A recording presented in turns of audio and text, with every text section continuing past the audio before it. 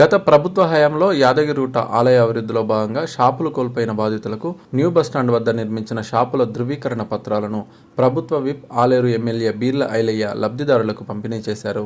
ఈ సందర్భంగా వారు మాట్లాడుతూ ఆలయ అభివృద్ధి పునర్నిర్మాణంలో షాపులు కోల్పోయిన వారికి పత్రాలు అందించడం ఎంతో సంతోషాన్ని కలిగించిందన్నారు. తొందరలోనే మిగిలిన సౌకర్యాలు పూర్తి చేసుకుని షాపులు ప్రారంభం చేసుకుందామని తెలిపారు.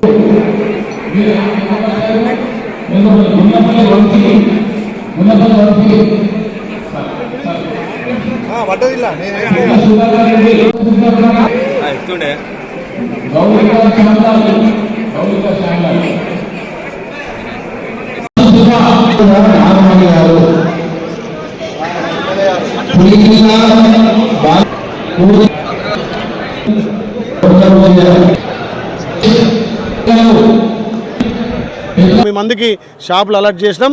ఇంకా కూడా షాపులను ఒక 15-20 రోజులనే పునరుద్ధరించి అన్ని షాపులు కూడా అక్కడ నడిచే విధంగా మేము కార్యాచరణ చేస్తాం. కాబట్టి